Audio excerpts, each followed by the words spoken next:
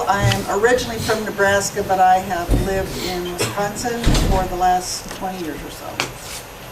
And I got started, I didn't know anything about chainsaws, and I didn't know anything about carvers until I saw somebody on the street corner one time up in northern Wisconsin carving little bears. And after that, I was fascinated with that. I had some experience drawing, and I didn't enjoy hand carving. I needed things to just be a little bigger, more challenging. I was a very physical person. I worked in the fields a lot. I'm an agriculture type person. And I heard about the Hayward School of Chainsaw Carving, which is up in Hayward, Wisconsin, which is very famous for its log shows and logging in general. And it's a 4-day course. And I thought they're going to teach me safety, they're going to teach me how to use the saw correctly, and they taught me proportions. So I'm going to share that with you, and I'm going to try to make it easier, because it's math. And I don't want anybody running out of the room right now. But I'll try to make it simple, and we'll go through it slowly. And then we're going to go from mathematics into more visual, which I am. I'm a very visual person. I don't want to screw around with the math very much. But I use the math as a crutch, and it can become one, just like hand tools or like Dremels, and some of your smaller tools can become a crutch instead of using a saw for a lot of things. It can, sometimes you can just use them too much. You need to rely on the saw a little bit more sometimes for your skill, and not for some of the smaller pieces. So in the beginning I was using a lot of math. I mean a lot of math. I was taking 100 measurements on the carving, and partly because I used the excuse that if I learned to do it right, and I learned what the animal should really look like, and it would come out looking really nice, it would help my confidence, it would help me understand proportion visually if I just measured it correctly. And in the end I found out I was using it too much and it was much too slow. In fact, other carvers were making fun of me. You're not going to measure that, are you? So Doc was one of those people. And it kind of set me straight. And what I do now is I take a few measurements just to make sure that I know what I'm going to make is going to fit in the log. And that I don't foreshorten myself, so that I can start, that I know the log I picked is going to work. Because I don't want to start at the top, and I'm a start at the top kind of guy, and I work my way down. I'm going to run out of room. So I just want to make sure it's going to fit. So I'm going to give you the details of how to do this, and then you use it in whatever way that you want to, just to help yourself out. So we're going to discuss proportions in general and some of the details that go with that. So bring up the first slide. So we're going to talk about the value of using accurate proportions, because you want to start out with what is right in order to tweak it your own way. So does practice make perfect? Not if you keep repeating the same mistakes over and over again. They always say practice, practice, practice. But if you keep looking at your carving and you know something's out of whack, it doesn't feel right, it doesn't look quite right, this is going to help you figure those things out. We're going to be referencing realism in the beginning. I'm pretty much into realism quite a bit because I don't have any imagination. I'm not very good at that. I find that a crutch. I can make things look very realistic, which some people may think is really a nice trait, but I envy the people like Scott Dow and some of these that can really take, Glenn and some of the other people, Joe Rego, everybody knows, that can really make an enchanting piece of work because they have such a wonderful imagination. So in my case, realism is a bit of a crutch for me, because I can copy it, but that doesn't, it just requires good vision, and good proportion doesn't really require that much talent, in my opinion. So we're going to be referencing realism because the resources are all around you. You can always find good images, good models, live things. You have good digital cameras, and you can take your own references. And then we're going to be tweaking those proper proportions to achieve whatever effects you might want to make. Whether it is heroic figures, or whether it is fantasy, or whether it's caricature. And then our ultimate goal is to give you just the guidelines that are going to help you improve, or to find out what you want to change in your own pieces, yet maintain your own style. Okay, next slide. So the tools or rules you're going to be using are generally to find out, first of all, the level of realism you want to achieve. Not everybody wants to make it very realistic, and realize there's some levels of realism that are like, what is cute? and we're going to be talking about what makes something cute, or what makes it look masculine, or what makes it look feminine. And so it depends on which one would choose. He may not want it to be real, because your customers don't necessarily want it to be real. They like those cute bears. They like the tall kind of character type bear, so you may not be that interested in realism. But if you know what is correct, then you know what you could tweak to make it either cuter or more, or meaner, or whatever it is you want to achieve. So depending on the accuracy of your representation, it depends on which way you want to swing. If you want to go more real and make a better carving in your mind, or whether you want to do something else. Some of this is just to tune up your own vision. I've been so proud of a piece. I've done a dog or something, and I've been so proud of it, and I'll come up the next day and think, oh my God, it's terrible. What is wrong with it? I mean, it looked great if do you ever close one eye and look at your card and think, oh, it looks really good with one eye closed? Or you kind of gently just put it facing a certain way so you don't have to look at the other side of it. Oh, you take all your pictures from one view and you don't take the picture from the other view. So this might help you figure out some of the things you think might be wrong in your carving. As I said, there are ways to tweak your proportion, whether you want to do caricature and exaggerate proportions a certain way to bring out certain features, or whether you want to engage in semantics and things. These carvings, like I said, you could go from more realistic. This is one of the last labs I did. And then like Lisa Winter's wonderful, wonderful walls, which are very, very big. They were at Ridgeway. And then Joe Rego's more stylistic hounds. Okay, next slide, please. So the tools you're going to use for this doesn't have to be complicated. Some of this is going to be determined by how much time you've got. Now, when I first started doing this, and I took a bagillion measurements on things, it takes some time to sit down and measure something, and then do a couple of conversions. And actually, one of the most time-consuming parts of this was finding good pictures. I'd sit there and flip through a zillion pictures on Google or something looking for the right thing.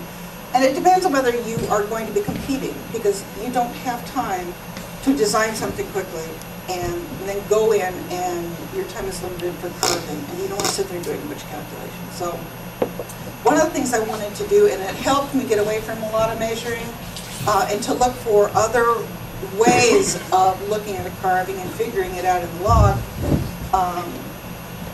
was I was trying to take shortcuts in case I ever wanted to compete. I'd love to, but I don't think my back can take it. So I've never really kind of got to that level yet.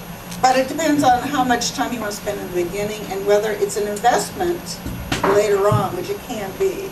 So also your ability to recognize anatomical relationships. We're going to be talking about caliper vision and proportional dividing, and employ some visual benchmarks. This is something I'm kind of figuring out on my own lately. I've spent a lot of time doing it.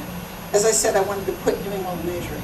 I wanted to get the head formed, and then figure out from the head, once I got some of that in there, at least block, where do I go from there? Are there any markers, like on a dog or a bear, that will help me know where to make that next cut in or next cut out, and then later I'll detail it. But those critical cuts at shoulders, at hips, or something where you're either going to go in or you're going to go out and you want to make a big block out, you don't want to sit there and shave it. Is there something quick you can look at that you can, like the hand measurement, can you just go down so many hands and figure it out real quick? And then your preferences for whether you want to measure or whether you just want to use some visual guides, and we'll go through a few of those too. And then of course, your ability to access reference images. Some of you use a computer and some of you don't.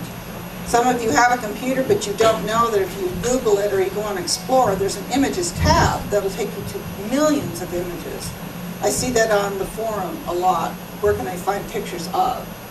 And I thought, if you have a computer to get onto the forum, you've got a computer to get into the images. So there's just a tab at the top. If you use Google Chrome, it just comes up kind of automatically when you look at the web and look for images. Be careful when you're using images that are copyrighted or Disney characters, cartoon characters. Some of these people will hunt you down. Disney will do that. You have to be careful if you sell it. You want to put it in your yard, you want to donate it or something, but they will come after you. Disney will do that. Some of the others may not. They don't really care. I mean, it's really kind of free advertising from them. But you're taking away from their profit in some way. And if you don't think that they will find you, you are mistaken. It's never happened to me, but it has happened to some other people. So be very careful with what you're going to make and where you're going to put it, especially if it's like in a public park or something. So be careful with what kind of images you're going to use. So next slide. Okay, so we're going to start with, like I said, we're going to start with the hard stuff. I'll try to make it easy, but I think it's worth a while. We're going to go through the math and then work through some of the simpler methods or rules of thumb. So the mathematics of proportions really is how you can really get accurate with what you're going to do. We're going to go through some of the really briefly because grids and patterns are relatively simple. That's more visual, it's a little bit quicker, but I'm not so sure in some ways because you really have to transfer something and take that time to go from a grid on something smooth to your log. Or if you're going to make a physical large pattern, some people do that. You might also, some people may use projectors. Does anybody in this room ever do that? I know some people do.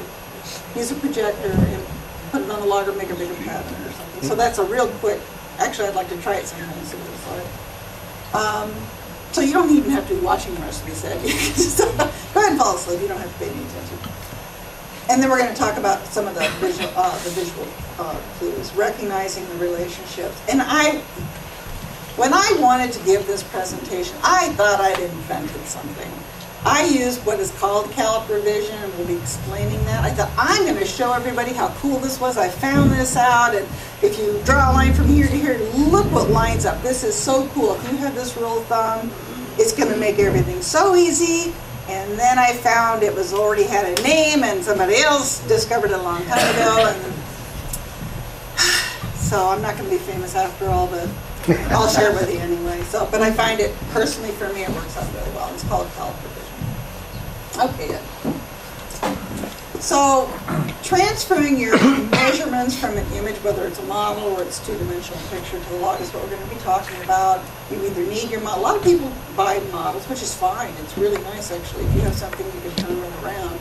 It is more difficult to have a two-dimensional image or to find something. You love this picture of the bear, but you can't find another image of the backside, so you're not really sure how the shoulders hump or something. It takes a little bit of time to do.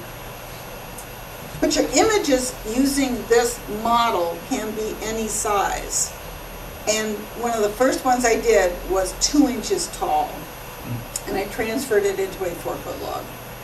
It can be any size. And the best thing that you can do is get a good reference maybe from the front and then maybe from the side so that you can at least see where the shoulders are. I always try to get a good image of the head. These are 3 different dogs. And you just kind of hunt around and find what you need, and it's a good idea if you can line these different images up. Looking at a reference you know from the front or side will be the same, like the ear, the height of the ear. So I can line these dogs up, even though one might be a little schlumpier than the other. You know, there's got to be a little bit of give and take on it.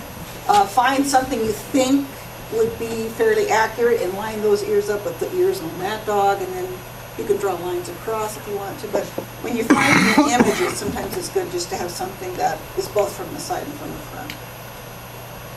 Okay, next image. This is what I do, and it's really convenient for me.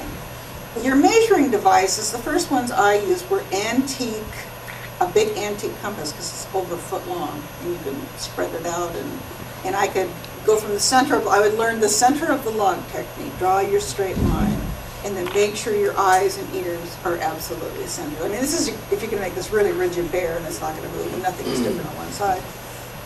But it really helped because my eyes were getting off and one was farther apart than the other and that kind of thing. So it is nice to have a nice big compass.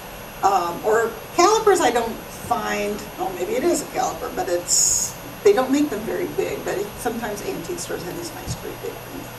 And any kind of measuring device that works for you, whether you're going to use a tape measure or something softer.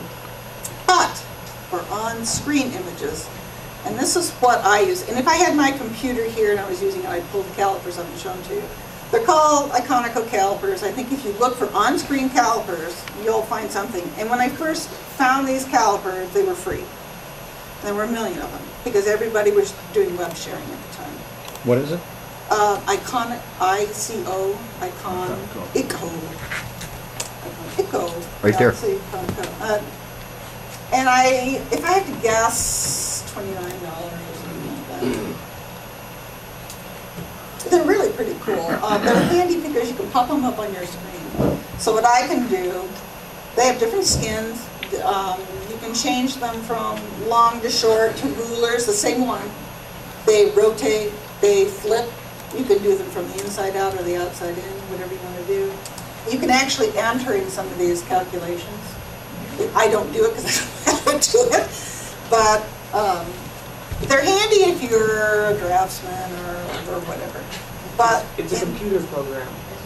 It's just a little down, yeah, it's a download on, you just, like I said, it's like $29 or something. Download it into your computer and it just pops up whenever you want it to. You just click on it, it's like any other application in your computer. You just download straight off. You buy your subscription for forever and you download it, so. But you can get in there and play around with it a little bit, like this is a demo. They're pretty cool actually, they're kind of fun. The only drawback in my case was they were a little jumpy. They were great on my old computer, and then when I got the new Windows 7, which I still have, it seemed a little twitchy, but I got used to it. So some of them have measuring or magnifying devices, which are free, and they just do all kinds of stuff. So this is kind of groovy sound. But so this is called the technical, and this one is, I use this finer one a lot of the time. Like I said, you can go from the inside to the inside or the outside, to the outside, so whatever works for you. But you can change the colors on these bars, so that if you have a dark, this one has white at the moment, if you have a dark image, then you can see the edges of the bars. But they're nice with the little ones, or the narrow ones, because then you can really get in between ears, or measure ears, or noses, or whatever it is you want to do. So I bring up a lot of images on my screen. I mean, I used to use just physical printouts, copies and stuff.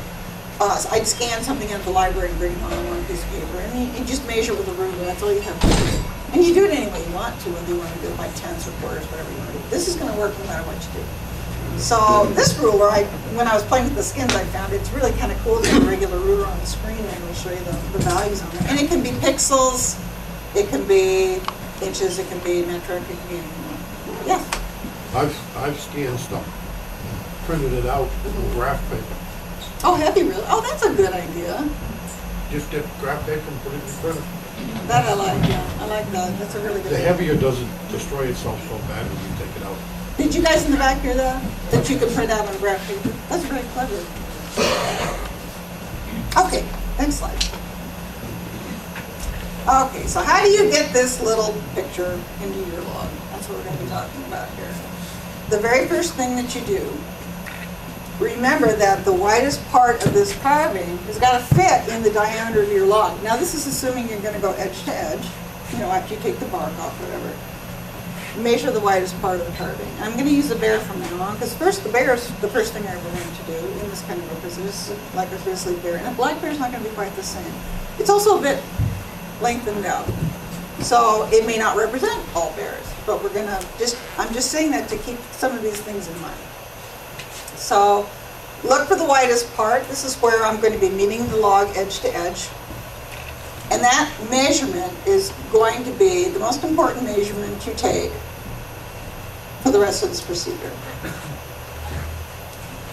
So in our case, if I had my on-screen calipers, it would be 1.84 inches. So one really important thing about this talking about is when you pull your image onto your screen, make sure your computer isn't going to jump in and out. I just do fit view to screen, whatever that one is, fit to screen, and it just stays that way in case you switch out of your program or back and forth and suddenly it looks bigger or smaller.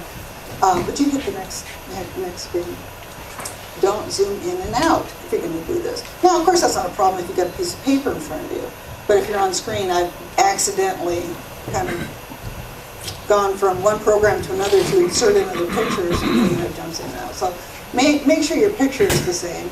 And then I was just using the on-screen calipers because then I can just sit there and tweak it, and I can either write it down on a piece of paper, what the measurements are, or actually I use Excel, and I enter it into Excel, and it calculates all my formulas. So that works really well for me. And if anybody ever wants a copy of that program sheet, I'm more than happy to send it to you, because it's free, it's nothing.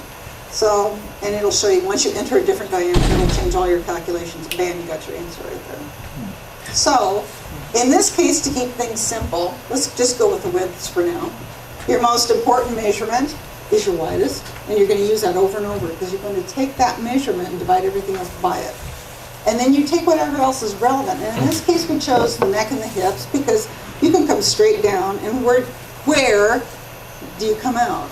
You know, how far down are you going to come out, and how wide should it be? So you want to know maybe what the neck is, or maybe what the widest part of the head is.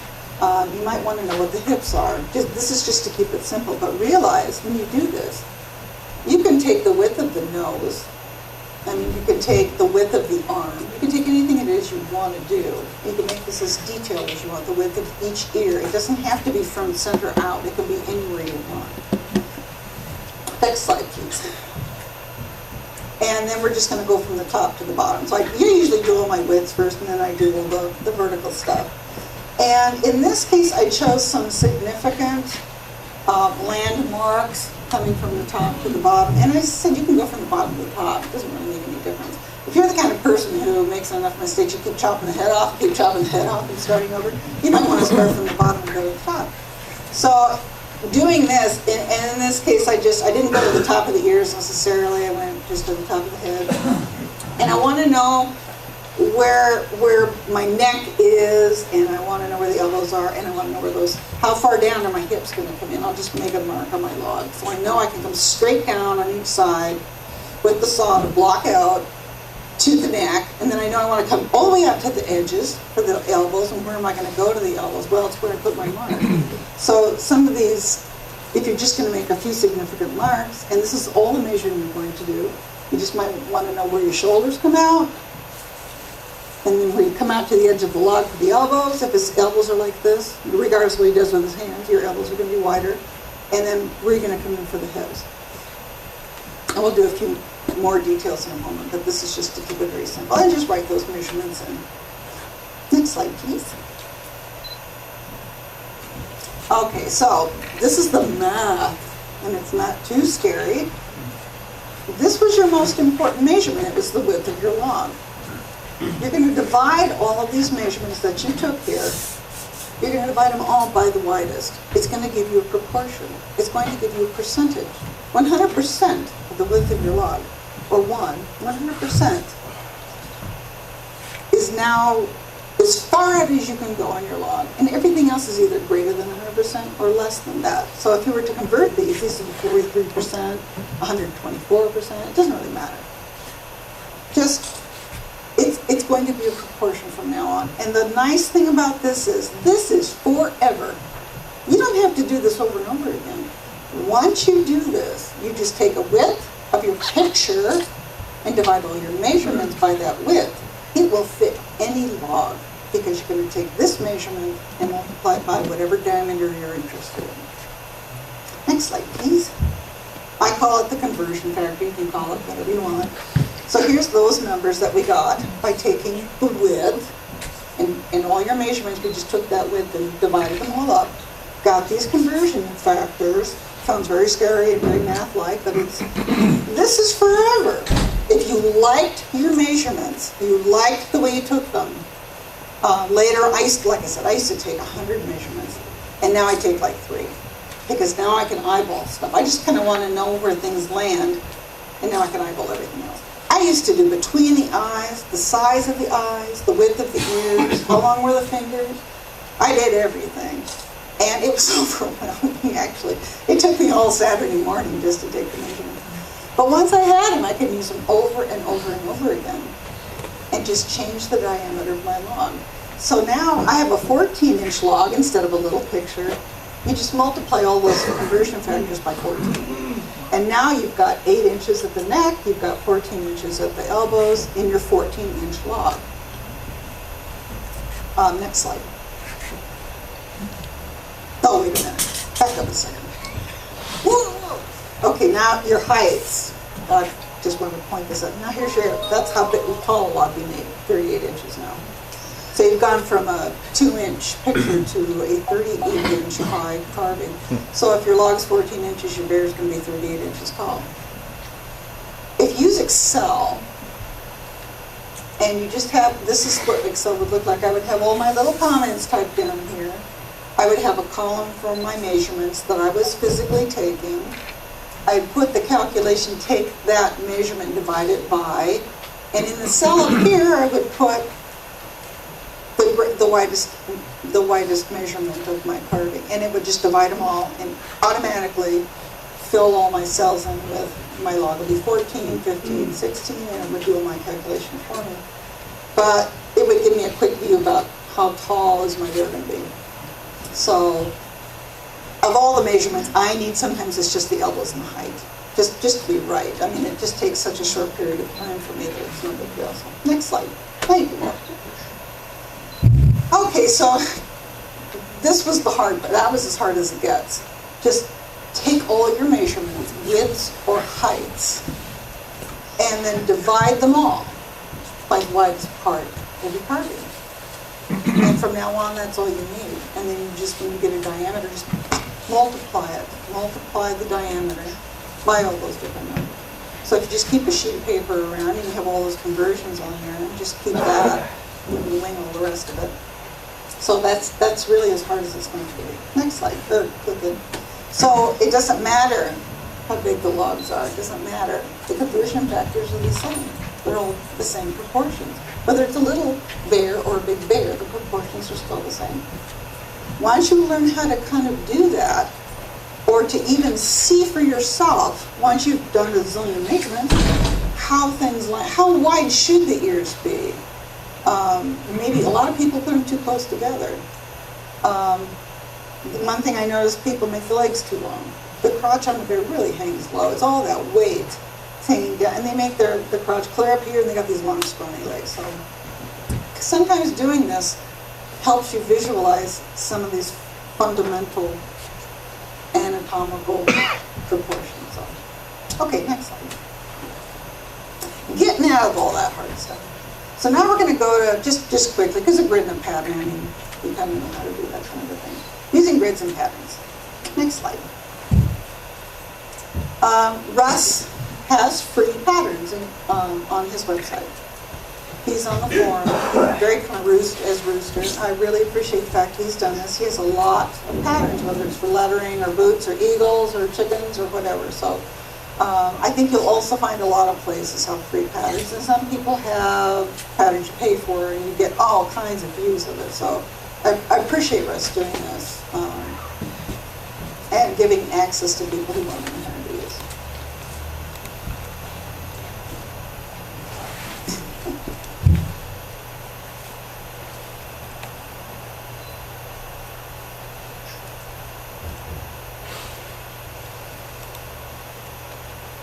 He's got a lot of nice stuff on the site too.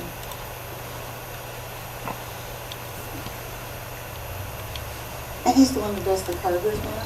If you don't know what it is, it's worth getting on the internet to look at it, because soul carvers in the world that have sent information. So if you want to know how many people are near you, it's especially for newbies, and you want to carve with somebody, it lets you know who's nearby and all that contact information. So I think when you click on these, they come up, and you can turn them on.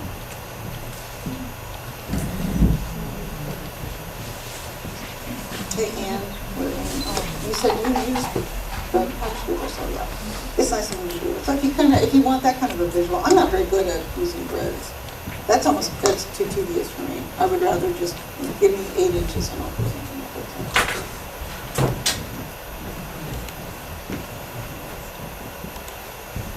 it. Okay, next slide. Enough of us. If you were here yesterday, you saw this. And this is important. I mean, Michael was bringing this up when he was showing the anatomical proportion of human beings. It is important to do this correctly, actually. Because if you don't, you're going to have a very masculine-looking mermaid, and I've seen enough of those. You have a very foreshortened figure. So I've seen some beautiful figures of hybrids or loggers or whatever. And they have this great top, and then they got these little tiny short legs. So, nothing against you, Grandpa. So this is called proportional dividing.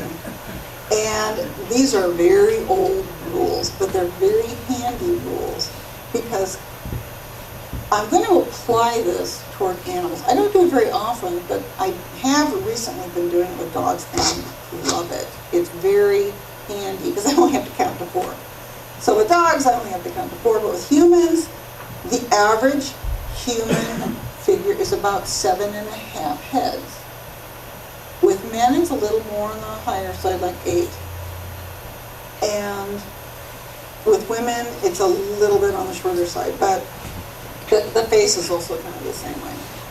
You can divide it into thirds, and there's all kinds of rules on the internet.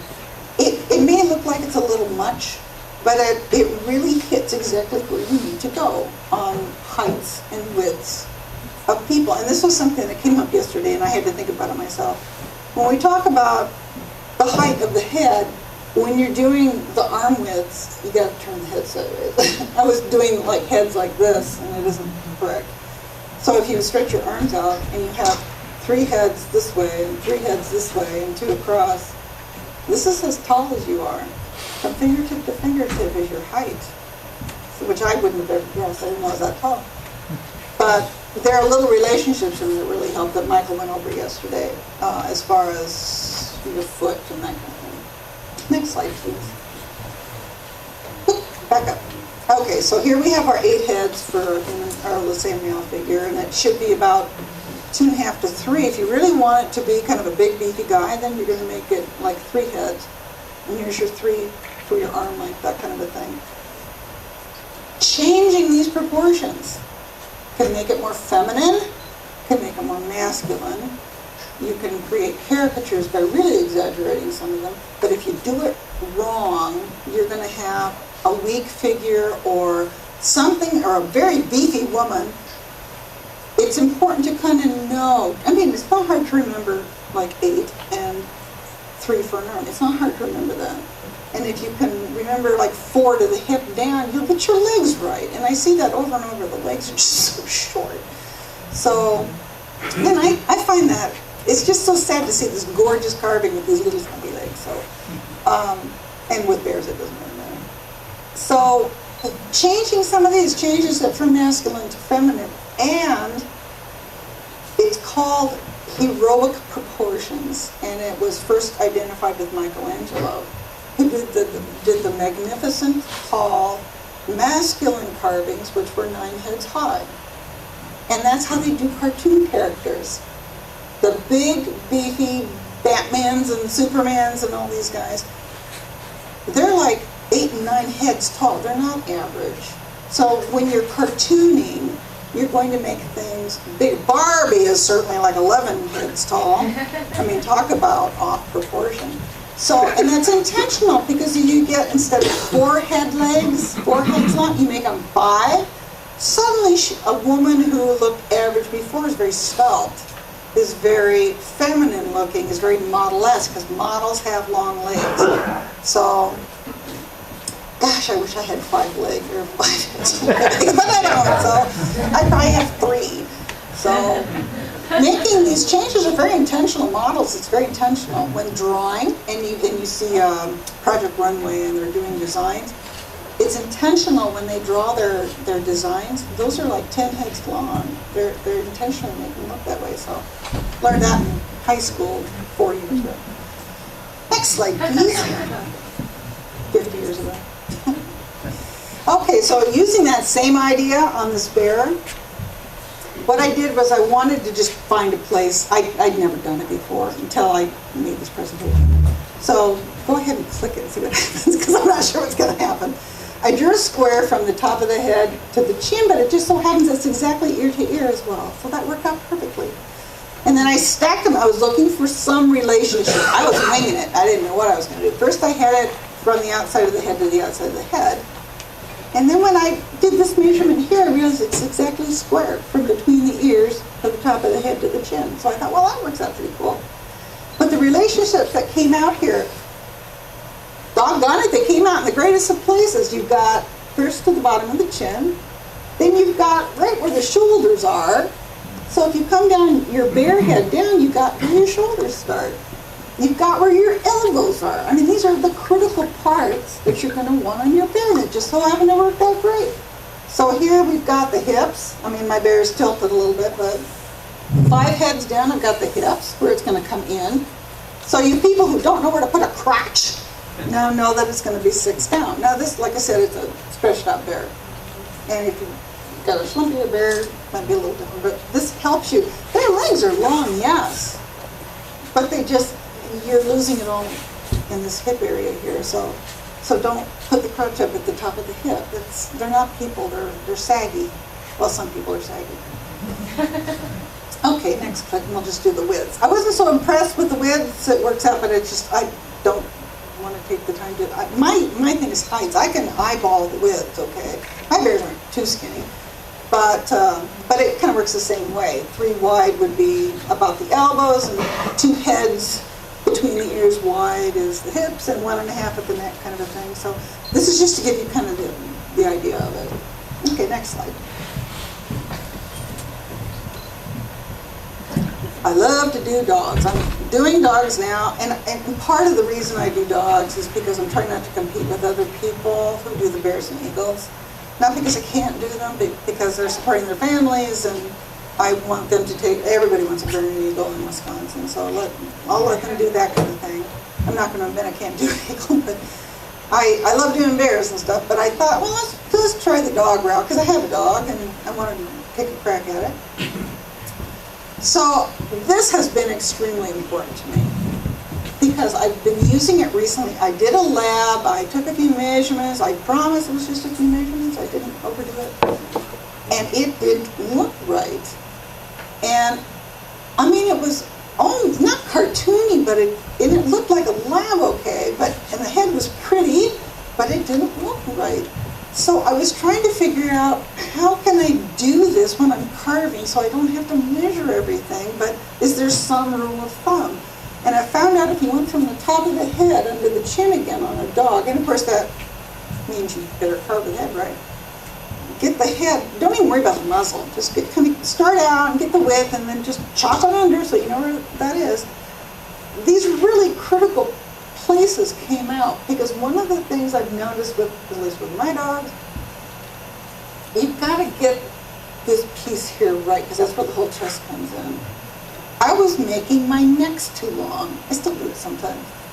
I make these really freaking long necks because I'm foreshortening this piece in here. I got my legs coming out of the neck almost. I was not getting that chest in there.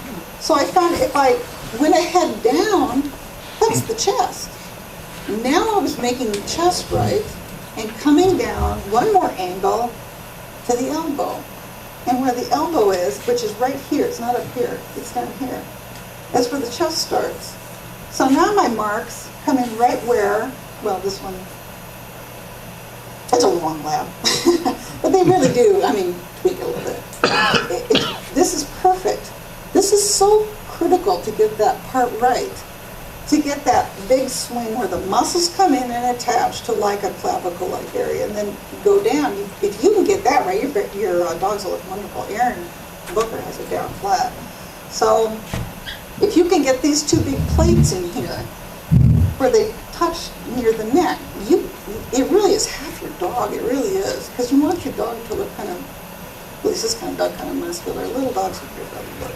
So, and then this just gave me where my elbows were.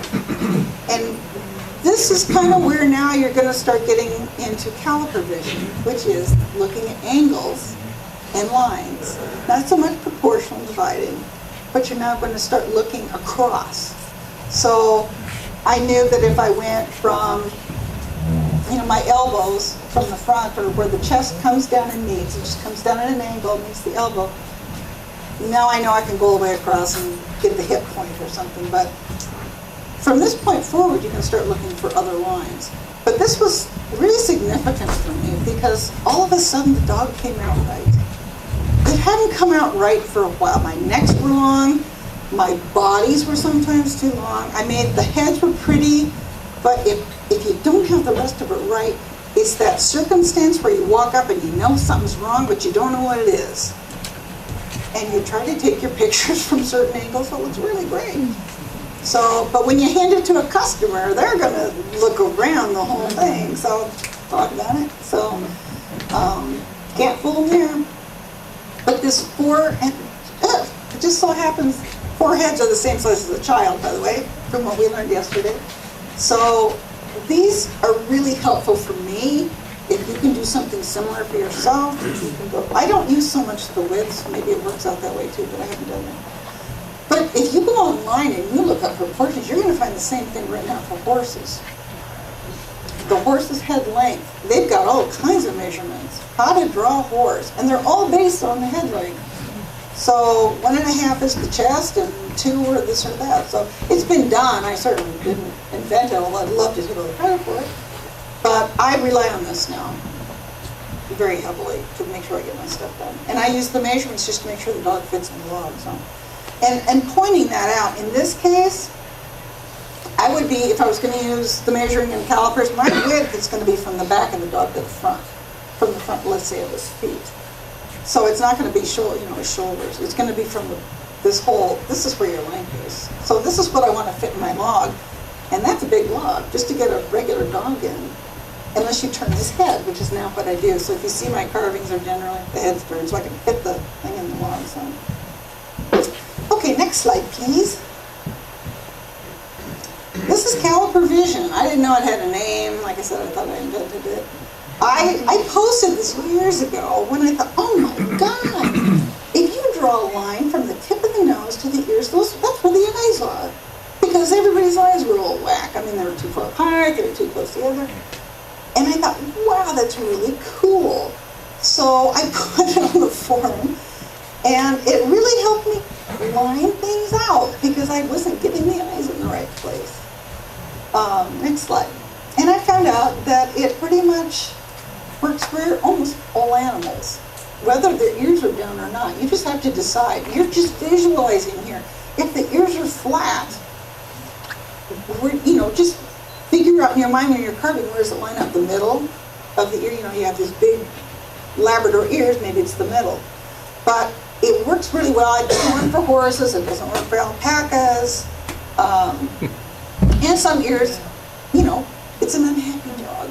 His little ears go down. Just think about where you're going to line this up. Maybe it's, the center of the base of the ear or something. This was awesome. Because it helps you. Sometimes it's the center of the eye, or it lines up with the pupil. But if you get it right, the face is everything. The face is everything with your animal. It doesn't even matter what the body looks like, because people walk up, and what do they do as human beings? They look at the eyes. So get the eyes right. So that's why I did this. And just before I move on, with Caliper Vision, it's not all angles. One thing I also noticed, looking at so many dogs and stuff, the eyes line up at the base of the ears, whether the ears flop or not. Whether it's the back of the ear and it's flopped, it still lines up. Exactly. Across the top of the muzzle, and realize the whole eye is not above the muzzle. That's whack. Their pupils are above the muzzle because they have to look over the top. So thinking about how dogs look and where their eyes are, you can't put them below the muzzle because they can't see anything. So I do see sometimes it's really important how high or low your eyes go, whether it's a bear or whatever. It's usually the pupil that's right above the bridge of the nose. So if you can see these, it's just the pupil that goes across. Isn't happening. But it helps quite a bit with getting your eyes right. Okay, next slide. This was so cool. I was trying to find something that would help me figure out, well, so how do the ears end out? I'm not getting them right. I did a cat, and the ears were straight up. And I thought, well, so maybe there's some kind of a guide here. So I put a clock behind it. I only did this a few days ago. Put a clock face behind it. And I'll be damned if it doesn't all line up with the honors of the clock. And not just cats. A lot of these animals have the angle to where if you put the center right at the top of the head, the tips of the ears are exactly at 2 and 10, and the base of the ear are at 8 and 4. I mean, it's right on the mark. I didn't tweak it or anything. I mean, it just came out so cool. But a lot of dogs and foxes and stuff are the same way. So it helped me. See, I was thinking angles. I have a real problem sometimes getting, not straight. Well, I mean, shepherds will have ears and stuff. But I thought, well, what if I use that clock kind of thing with, you know, shepherds and corgis and stuff that have straight up ears? So I haven't tried it yet, but it's going to give me a guide. This is just a visual guide. It doesn't have to be exact. It's just in your mind. You're thinking, oh yeah, I threw that transparency of a clock, which I think would be handy, threw it on top of my print, and I see it's a, you know, 8 minutes and whatever, 8 minutes till kind of thing. The eyes, which are so important, came out exactly at 5 and 7. So not only, with dogs they'll line up like this. Cats have smushy faces, so their eyes are lower. But I see the tops of the eyes, and I've seen that kind of a line before where it's how to draw a cat or something. They'll put the line, their eyes are below the line where the ears are. It's like a halfway mark on the face. So in this case, at least, but it gives me something to look at. So now I know my ears are, I would never have drawn them that low. And then the eyes, it comes right through the pupil right at 7 and 5. To me, that was just freaking awesome. And then you go from the nose up to here, and they still line up. So it was just an interesting visual caliper thinking kind of thing. So I just wanted to share it because I thought I'm going to use that from now on just a little bit and kind of try to see where things lie out. So next slide. Okay, changing proportions. This is such an interesting science. What makes things cute? You just want to squeeze them. So what makes all of these animals very squeezy? Next slide. It's changing their proportions. And there's two things that help describe it, which I thought were really interesting. Metamorphism, or young form. It's the physical traits that make it look juvenile. Well, what the heck are those? I mean, you know what? As soon as you see a puppy, you know it's a puppy. So how do you know it's a puppy? And rabbits, how do you know it's a baby rabbit? Not just size. How do you know it isn't a midget? I mean, how do you know it's a baby rabbit? It has to do with the way the features are arranged. And Kinderschema is that we like those features. We identify them, but we like them. Now, I'm not a baby kind of guy, but I'm a sucker for a puppy. And I may not respond to the features on a baby so much, but they're the same as a young animal. They're all smushy and squished into the center. So that's why we find even adult pandas or adult koalas cute, is because they have juvenile features. So even with the cub and the adult, they both have juvenile features. And one of the interesting things about dogs is that we bred these cute juvenile features into a lot of our breeds. It made them lap dogs, it made them cute dogs, it made them appealing dogs. These dogs became more numerous because our own senses were attracted to those juvenile features, and I'm talking like Labradors have juvenile features. Not as a puppy, but compared to wild dogs. The stalking dogs, the sighting dogs, the dogs used for herding dogs, they have sharp noses, they have sharp features and big brain hands, are very intelligent dogs, and they stalk as a behavior. But they're cute. But when people started breeding for more playful dogs, they got juvenile features and juvenile actions out of these dogs. A lab is very playful. He's an adult, but he wants to play, he wants to chase stuff. And you can take that more to an extent. So he has a more blunted face. You take that another step, and you've got the pugs and the boxers and that kind of thing. St. Bernards are even more juvenile than that. And as humans, we were selected for these dogs because they appealed to us. They became pets and not work dogs. So that's just one of the things that kind of goes along with being attracted to features, how it affected the way we did things. Next slide, please. Okay, so why do we respond to these features? Like I said, I'm not a real baby person, but I like to squeeze a little kitten now and then. It's because the brain development of children happens pretty early. And so when a baby's born, it has a large head. It has a large brain. So if we were genetically evolved to find that cute or attractive, we're more likely to cuddle that child and raise that child well and keep it protected, and it may be more likely to survive eons and eons and eons ago. And the women that responded to that, or the men that protected the child because they responded to that, protected the children, and they were more likely to survive. So part of it is the features, and part of it is developing an attraction to the features. A woman who really isn't attracted at all to her child is not going to nurture that child, and we know that happens. It's not everybody has it, but it is genetically evolved. So part of this vision is that we think is cute is the big head, whether it's a child or whether it's an animal. And why am I even talking about this?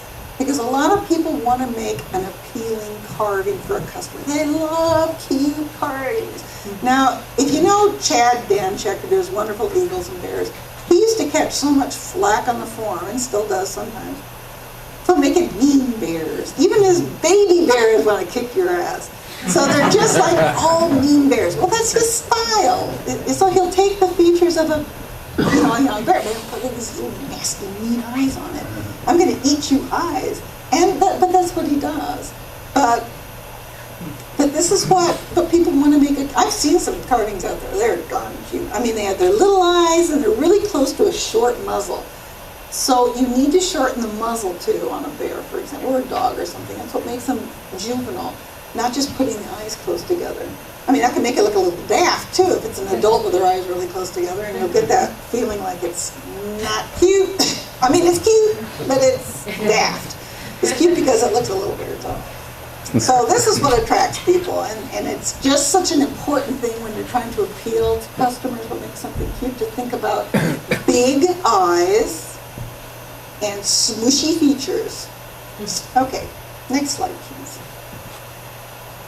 Okay, so let's say we get it right. We got the big eyes and we got the smooshy features. You got to work on a few other things. So think about, don't make pointy teeth, and think about the other, the big eyes, make them blue. Or put the little spot of white at 2 o'clock and 10 o'clock or whatever it is in the eye. Things that make them sparkle. Things that make it approachable. Things that make it cute. So make it pudgy. Make it slovenly. Whatever. But make it appealing to people and not fierce. So you can get your proportions right, but that isn't going to help you if you don't get the rest of it right. Okay, next slide. That's it. So get out there and carve like a girl, my friends. Thank you very much.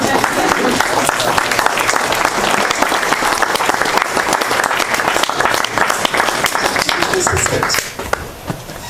Oops. See, now I have to watch what I say.